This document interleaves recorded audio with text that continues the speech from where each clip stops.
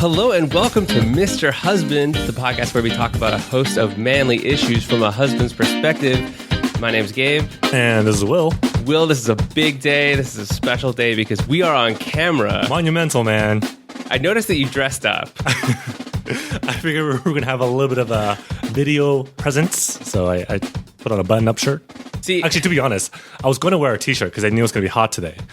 And all my t-shirts that I wear are in the hamper, so voila, dress up. Yeah, it's fancy enough. I mean, so we wanted to record because we thought, we open up to the YouTube world. Mm-hmm. They can learn about our podcast. Yeah. So I think it's good, except for the fact that it is pretty hot today. We can't run the little AC that I set up in the window. Yeah, it's going to be a little bit of a struggle, especially because, unbeknownst to our audience just yet, but we're about to do a back-to-back situation. Back-to-back. So it's a little bit of a longer session to a little bit longer day, and it's warming up. It's going to be sweaty. It's going to be glossy. Like, if you weren't here, I would just be in my underwear, but... and that would get a lot of views on YouTube. That would be exciting. I was going to say. Yeah. That could be interesting for our new YouTube viewers. Yeah, usually Will and I just record without our shirts on, but today... Something to consider. I think once we get a little more comfortable being in front of the camera, we can do layers at a time. Yeah.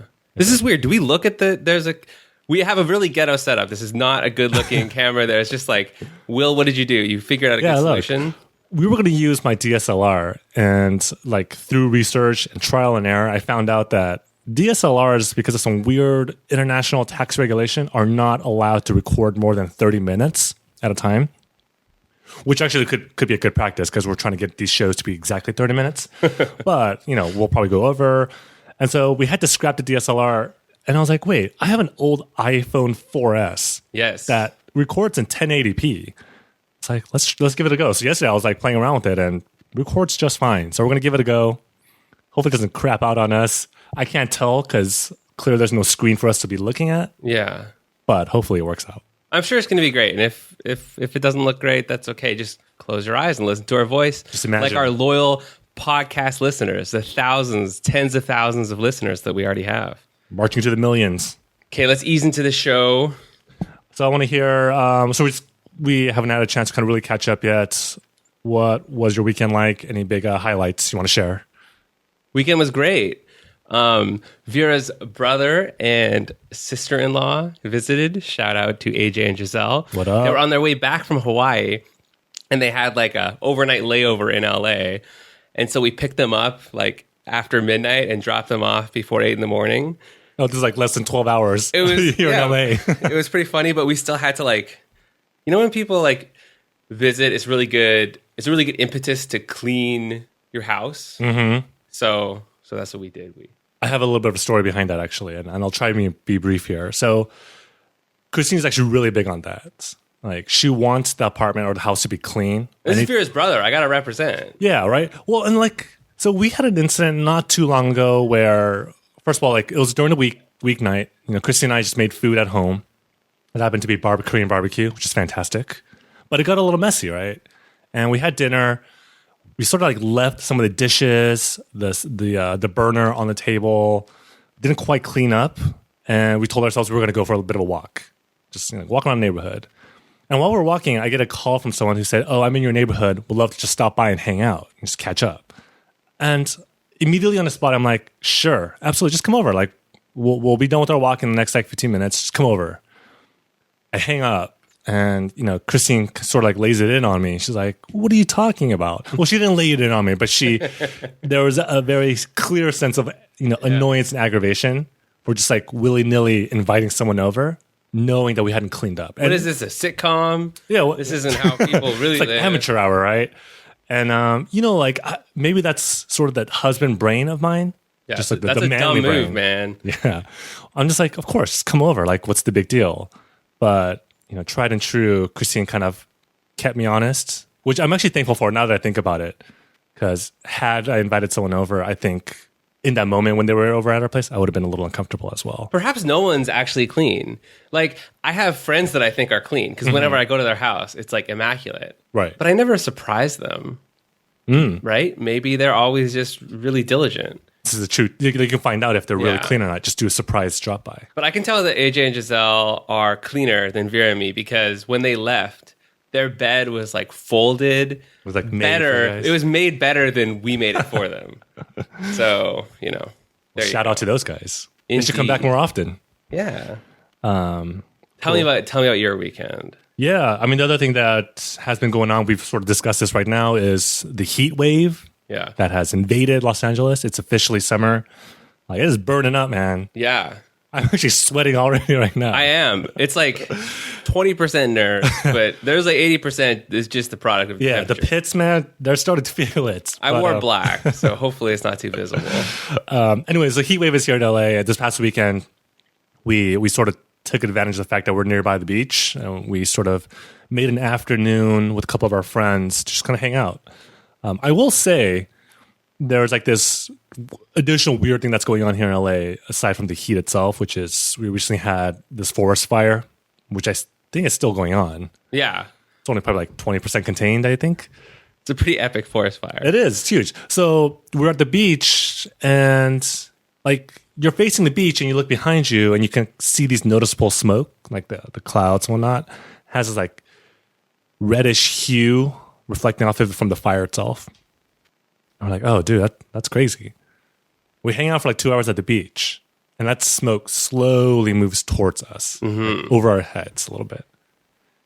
And then, like, it felt like Armageddon. I feel like I need to post this on our Facebook page so people can see this, but literally, like, the sun gets blocked out. The sun turns, like, bright red, like, as if it's truly, like, the end of the world. And then from the beach, from the ocean, in comes this, like, mystic wave of fog that just washes over us. And I'm like, it's one of those, it like feels like it's one of those like epic, I don't know, events that's going to happen, like a war It's is about to break beautiful. through. That's the irony of it all is that, like, you know, amidst all these people losing their houses Right. is like some amazing photographic opportunities. It's like stunning. Like Vera and I went for a hike while that was going on. And In the like, fire. Yeah, well, you know, we're just like soaking it in. There weren't that many people out. And then I thought, oh, maybe my pregnant wife shouldn't be out inhaling the campfire. But anyways, it looked stunning. It was like this pink light. And then it was contrasted where you still had blue skies in the distance. It was like an optical illusion. So I personally am a fan like of, this sounds bad because I'm not like a fan of natural disasters, but whenever these things are happening, don't you feel like you're more tied into the community? Like suddenly I'm like talking with my neighbor like about it, you know, Yeah. and it's like same with a power outage and stuff like that. You actually interact with people and you kind of depend on people. Yeah, and I think it comes down to the fact that it's this universal shared experience or moment that everyone is going through at that point in time. So it makes it a little bit easier to be like, yo, you see that fire or whatever, the clouds? So having said that, Yeah. do you like mingle with some neighbors or just people on the hike? You just had reason to talk with, you know, Yeah. with people, and you had like, you had reason to talk with them. It was great. But if I was someone who lost my house during this fire, I probably wouldn't feel the same way. Probably not. I also might not be able to listen to the podcast because my computer probably burned or whatever. So That would be devastating. Let's Yeah. hope that didn't happen. yeah, but you can listen on your phone, people. Cool. Well, there you go. So, you know, one of the things that we want to kind of talk about today was the idea of religion, and you know, so somewhat how it like plays a role in our lives and our marriages. I'm sweating even more now. We're getting to some heavy stuff here, some deep spiritual discussions, but then also talking about obviously you and Vera are about to have a kid. You know, how will you impart religious wisdom or practices? Let's or figure it out today. So we'll kind of talk about those things. So I guess first things first. Of what religion are you, me, Vera, and Christine? Maybe you can start first. Okay. So I was raised Jewish. I would kind of identify as like an atheist now. Like I'm not really religious at all. Have you been phased out? I have like nothing against religion, and quite frankly, I would love to believe in it, but I don't really. So yeah, like, you know, there's some cultural Jewish connection, but I'm certainly not practicing. I don't go to synagogue if it's not like my cousin's bar mitzvah or a wedding or something like that. Right. Vera is a practicing Catholic. So not only does she identify as Catholic, but she goes every Sunday. So she's pretty devout.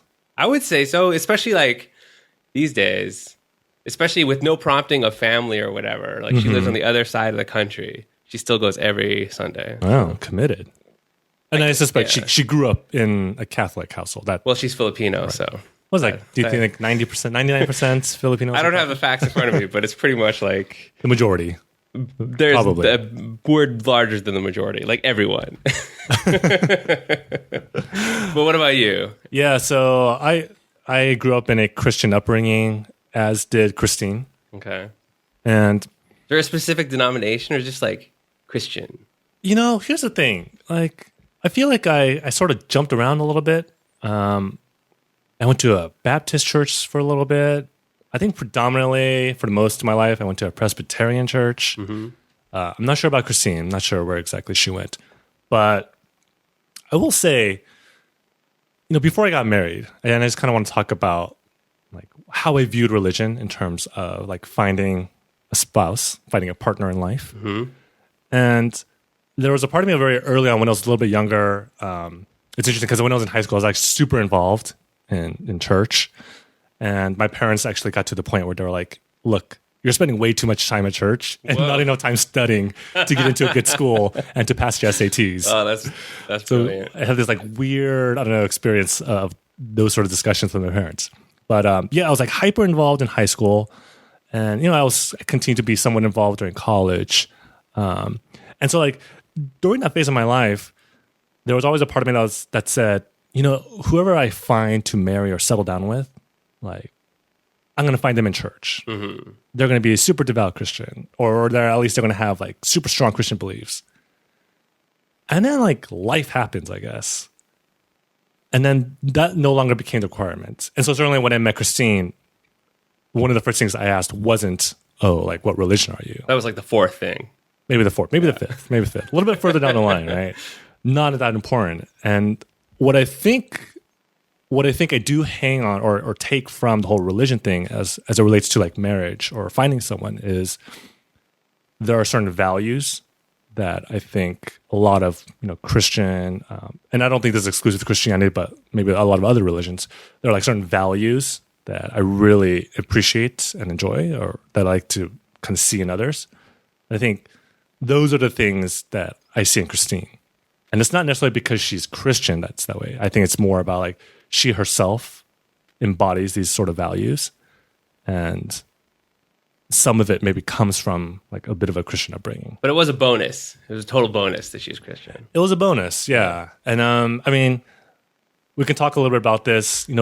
When you're in a marriage or relationship where you have a couple that's like of different religious backgrounds, does that create a bit of like tension? Which I assume that has to, right? I think so. I mean, well, because thinking about it, it's like, I don't think, certainly Vera did not ever intend to marry like some Jewish atheist type guy, but because we didn't meet on eHarmony and she did, I'm sure she would have like pre-filtered me out. Right. But we just met randomly through friends. And that's how it is these days. You have like, cultures are very intermingled. Yeah. But sorry, what was your question? You were asking. Well, I guess think about now. Oh, do we right? have conflict? Yeah, like I don't know about like the history of a relationship, Yeah. or you can talk about it if you want. But is there now, or has there been any like big like conflict moments because of religion? So I would say surprisingly not really. Like the conflict arose more out of a fear that there would be conflict, and that conflict has yet to materialize. Right. However, I'm very aware that we have a 6-month-old baby in her belly. Baby's coming, man. Which is going to reveal all the flaws in our marriage. But like, yeah, I mean, I think, like you said, with the whole shared value thing, I think that's what we cling to, which is, I mean, it might be a little corny, but in general, there are a lot of, it comes down to, if I happen to share most of the values that she shares, even if they aren't driven because of a devotion to a religion, I think it still means something to her. Right. And then there is also that element of like, we don't focus on that which we disagree with.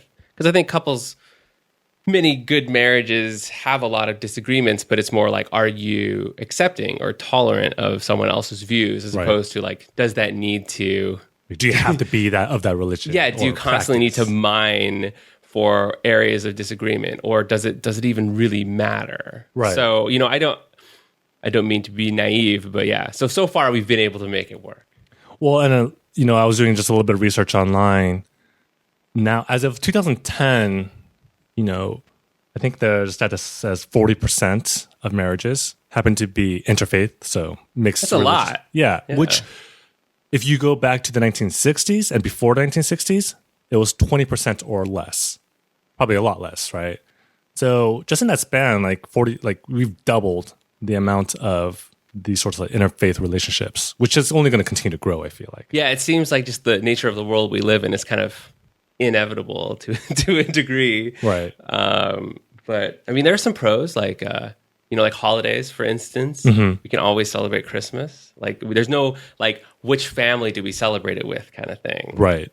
Right. So I just came up with one pro. There we go. And you're teaching your kids like tolerance and coexistence and curiosity and all of these things. Yeah, I mean, so if that's sort of, I guess, the perspective or the sort of the experience that you and Vera have. Obviously, for Christine and myself, it's a little bit different, and I do feel like the relationship and the way we sort of like think about our lives, it's a little more streamlined because we don't have this sort of dichotomy of different religion, right? And to an extent, I do envy that. Like I do, or at the very least, I somewhat feel guilty that I can't give Vera that. Like her brother and sister-in-law, like I feel like they're much more like simpatico on everything. But in the same way, I think like I owe it to her, and she owes it to me to be like sincere to who you are. Sure, yeah, absolutely. So there is that. But like, so for you guys, you're basically in line with all your views. Yeah, I mean, for the most part. I mean, we haven't come across anything, at least in the way religion plays a part of our lives, where it's created any conflict.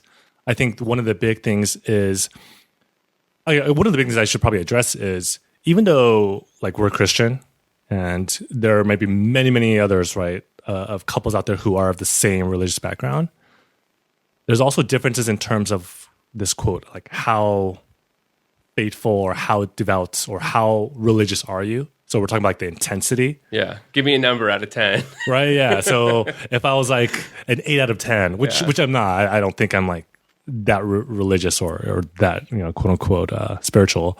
And, Christine was like 4. That in itself, I feel like that gap could create other sorts of like conflicts or other sorts of like tensions. And I think the moral of the story for me is, whether Christine was someone who was of a different religious background, or if we shared the same religion, but we were at that different sort of like intensity level, I think, focusing more on what are the sort of the common values that we do have to share and we have together, I think is probably the number one thing. And then I think the second thing is, if there are any differences, like observing it for what it is and not trying to persuade them to come to your side or to try to like convert them into something, because I feel like a lot of people have that fear that they want when they come across someone who is maybe somewhat like kind of religious, that, oh, this person's going to try and convert me. Yeah. They're on a mission. That's a very good point. And thankfully, Vera hasn't been I guess forceful at all in has she invited you to come to church? I've been to church like probably 12 times in my life now. I had never ever been to like a Catholic ceremony before. So like a couple times, or like periodically, if I've been visiting her family, I've gone a couple times in the Philippines. And like it's played a role in everything that we did. Like we got married in the States first, and we had like a non-denominational wedding. But then for Vera's like family in the Philippines, we had a Catholic ceremony. Right. So like I feel like everything is like a constant, it's like a negotiation / like compromise. Like it's like a political thing where it's like you're designing like, how can I be sensitive not just to Vera but to her family? Right. Likewise, how can Vera be sensitive to my family per se? So that's like a big component of it, and clearly, I guess they're kind of understanding enough to not ask me to convert, right, or pressure you in any way. No, which is great. Yeah, that's how it should be. I feel like. Shout out, yeah. So maybe we kind of wrap this up a little bit here. We'll get to the end of this. We got to get to the kids. The kids. Yeah. This is the big one. I mean, so you mentioned you guys are about to have a kid. Yeah. What do you think is going to happen?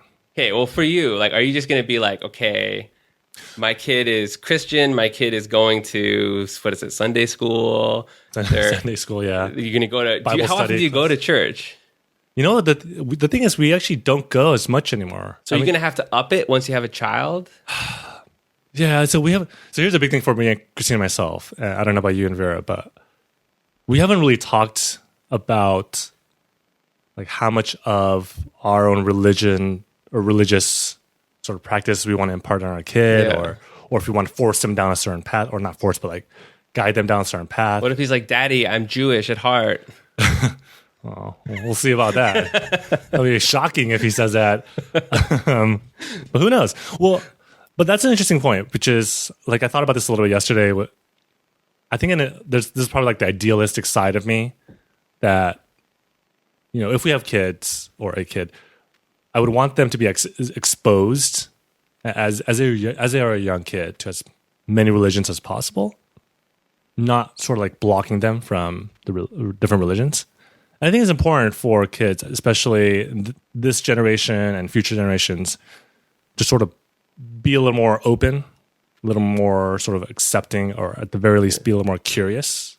Very true. Right? Like even like you know, with this whole, I mean, I'm a big fan of public schools, and Vera and I are both set on sending our kid to public school. However, I think one thing that's absent in public schools is a study of religion, not like you are worshiping or whatever, but literally like an understanding of like, hey, these major things which have shaped the world. Right. Here's some like core understanding of it. It's not Right. like teachings. You're not being indoctrinated. Yeah. But how is that not like a core course that everyone should take? Yeah. And I think it's one of the things where, you know, expose a kid to as much sort of knowledge as possible around different religions. And I suspect because I didn't do this, I don't know if you did, but if someone studied all the sort of major religions that are available, at the core of each, there's more that's similar than there are differences between these. I would say the hardest conflict comes into place when it's like someone like me who would be more like an atheist. So I feel like the hard part is like people are very comfortable like supporting their religion or saying like this is the truth. But it's like you almost sound super negative. You know, as an atheist, I'm not going to be like, there is no God, son. Like, this is all you got. But I might be very interested in science and the majesty of the, like, you know, solar system. The cosmos. And stuff like that. You know, I think what I want is to foster a child that is intellectually curious and open. Right. And I want a child that is exposed to all religion and I think will undoubtedly be more exposed to Catholicism than any other religion. But I can definitely see conflict coming about where, you know, if my kid is going to church, going to Sunday school and doesn't want to go anymore, or is voicing what do you call it? It doesn't agree with something that it's learning.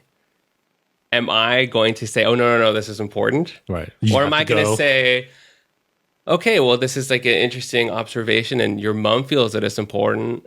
I have a different belief than your mom. Right. And it's up to you over the course of your life to decide what's right. Yeah. And no matter how sure you are, your feelings might change over time. And I think that's the kind of message that I want. Yeah. And I think that's probably the most important thing is for the kid to come to their own conclusions, right? As parents, I think it's important to give them access and open up unlock all the doors so they can like walk in, explore, play around, and observe. But at the end of the day, letting them decide for themselves what they want to believe in. And maybe it's like they don't want to believe in anything. You know, if they don't, that's perfectly fine. But I think as parents, probably the most important thing we can do is just give them that access to study, to understand, to be curious, and not feel like they have to be forced down the road of, you know, Christianity, if that's, you know, for me and Christine, or Catholicism or Judaism, whatever it may be. Yeah, I think like whatever you can do to not be forceful, but just to expose the child is the way to go. So we'll see if that happens. I don't want to sound too naive because, you know, everyone wants what they want in their in the deepest crevices of their heart. This is like the dream world we've just painted. But that is my dream world. So I think this will be a source of constant update for our thousands of listeners. And, I just kind of add, when it comes to sort of being of different religious backgrounds, or if you want to raise your kid to kind of study different religions, there are like two sort of like tips that I was reading up on. One is to be able to like focus and celebrate the things that you have in common. So maybe this speaks a little bit more to you and your spouse, if you are of different backgrounds. And then the second thing was to be able to sort of celebrate both religious ceremonies or occasions. If you were a little bit more of a sort of practicing or devout, Jewish person, then I'm sure you would want Vera to at least experience, right? Even if it's in a very objective way, to observe like the ceremonies and traditions. And I think she'd be very, very willing to do that. But instead, we just watch like documentaries about, evolution and stuff like that. I'll tell you what, I've actually never been to temple. I would love to go to temple one day and just. I don't know if they would let. They totally let you. Oh yeah. All right. Yeah. Maybe not Orthodox, but nice Reform synagogue, maybe conservative one. They'd be open arms. But yeah. So this conversation, I think, will be to be continued. We didn't even get into like larger family in-law type things. So right. Well, let's shelf that for now. We're just scratching the surface. So maybe let's kind of move on to a completely different conversation or discussion here, which is this sort of exercise or experience of sharing our days with our wives or our partners. I don't know if this happens to you, but clearly, like obviously, I stay at home for most of the day, and Christine's out working in the workforce, and she's at the office. And so usually when she comes home, she loves to be able to share her day, like what's happened, the highlights and all that stuff. I don't know if that's true for you. Totally. And like the sharing is not just, it's not like an efficient share as much as like, this might be 30 minutes. Yeah. The difference, I feel like, I don't think this has anything to do with whether or not we're at home or not. I could be working a full day. You think it's more like men versus women, the situation? Probably. Let's generalize it. Let's do it. Well, I think it's fairly true, which is for men, if we wanted to share our days or like what's happened, ours are more in the format of like bullet points, right? Or like all we need is 15 seconds and we can tell you how our day was. But what did you do today? I drove to work. Yeah, I drove to work. I came home. That was interesting. I sat at my desk for 5 hours. Talked to Bob, the water cooler, about the Dodgers. It's already getting long. It wouldn't be that long. That's too long for the guys. But I feel like for the women, the wives in our lives, they definitely like to share. It's more of a story. It's like a narrative. They're good at it details too. Yeah, absolutely. I really feel this completely, and like I also feel this pressure, like because they'll give this long description, right? But it then they expect you to reciprocate. Yeah, and this is I don't know if that's true. So not that I've asked Christine, but I do get that sense. So she's the one that sort of leads off when she comes home and sort of shares her day with me. And then she'll ask, "Oh, like how was your day?" And again, it's the 5 bullet points, and I'm in and out of there in like 10 seconds. But there's a part of me when she's not satisfied with that, is she? Yeah, and that's the thing. I feel like she wants more. She wants to learn more about either what I'm thinking or the thoughts that I've had throughout the day. Get into like deeper details of the activities or things that I've done. Maybe part of it is because I am a stay-at-home husband. Like she wants to make sure I'm actually being somewhat productive with my time. It's like a checkup. I'm just not watching TV all day. Yeah. But I do get that sense that she does kind of want to learn more about how my day went. So you can clean, you can grocery shop, you can deal with to-do lists. Been doing a little bit of writing, so I kind of share sometimes with her the fact that I've journaled for the day. You can plan vacations. There we go. Boom. Podcast. Talk about the podcast a little bit. So yeah, I mean, clearly, we're different communicators. We sort of communicate in different ways. But I do feel like as husbands, as men, I think it's a bigger challenge for us, obviously, to try and be a little more detailed about our day.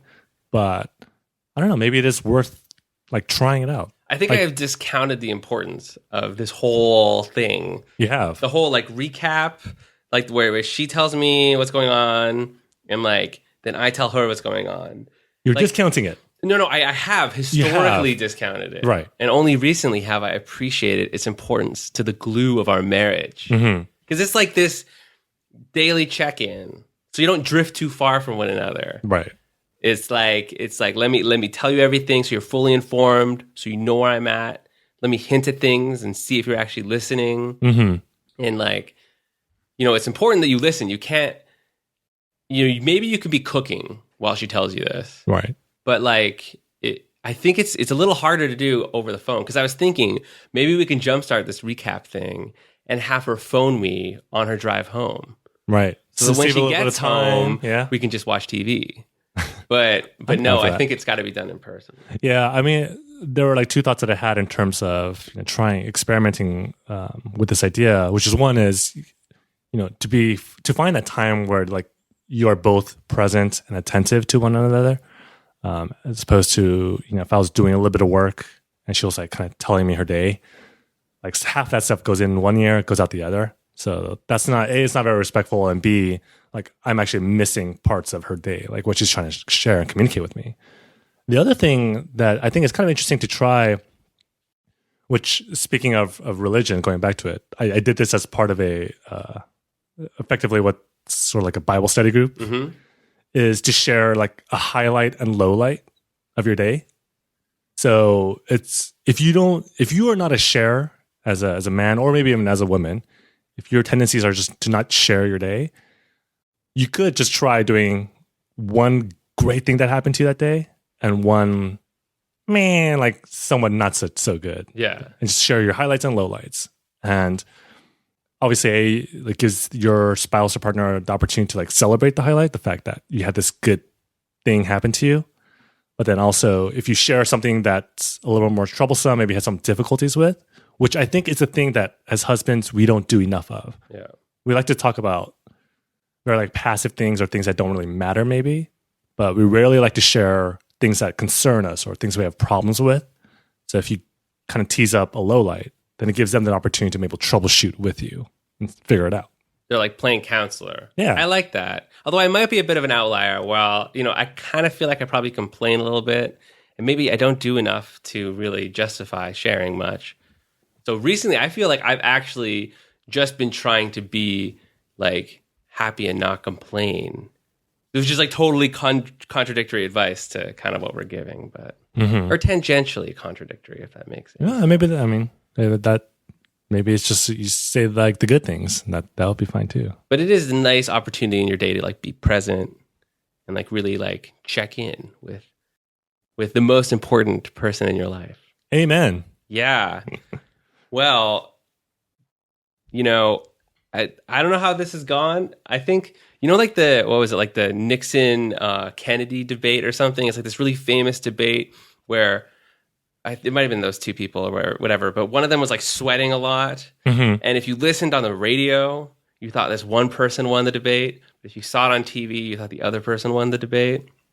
We're not debating, but I do feel like I wonder the difference between watching us on YouTube Versus just listening to and us. listening, because I'm very fidgety, and I don't know. You feel like you just got this nice posture, this heroic posture as you lean in. I've absorbed the fidgetiness, and I've expressed that in the form of sweat, Yeah, but it internal doesn't sweat. show. It's not on your face. I was doing a little like leaning back on the chair, which I don't know if that's going to register or not. No, I mean, I had a bit of fidgetiness and anxiousness. But you know what? To be honest, with the exception of maybe the first 5 minutes when we're trying to acknowledge the camera, I like the fact that I was able to kind of zone in on the conversation. Very nice. So I was doing a little bit of this, which maybe I had the benefit or the advantage because you're looking at the camera. Break the wall and just look right into the camera. Well, was there anything else that we wanted to cover? I think that's it. Well, I guess first and foremost, we'll kind of wrap this up. Obviously, this is our first video attempt. We'll post this on YouTube. It's purposefully horribly shot. Yeah, I mean, this Horribly is like lit. There's amateur no style. set. But as is with the beginning of our podcasts, with the audio version, like we're doing this like down and dirty style. So MVP style. MVP, right? Minimum viable product. We did an episode about that. Indeed. It was like episode 17, 18. Check that out. But anyways, for the people who are looking at or watching this via YouTube, please leave us comments in the comment section. So Leave us your hate. Yeah. Dislike us. And don't leave any links to like check out your music videos. Tell us about your high-paying and minimum wage job. So leave us some notes. Otherwise, some of the other things we need to cover is follow us on Facebook. Yes, please follow us on Facebook and especially on iTunes. You can subscribe to our channel on YouTube, of course. But if you want to work out and just listen in the earbuds to us speak, subscribe to us on iTunes or your podcast provider of choice. Just type in Mr. Husband. This concludes the podcast, Will. Man, I'm sweating. Let's wrap it up. Oh, yeah, okay. I'll jump in the pool somewhere. Until next time, peace out, husbands. Booyah! Peace out.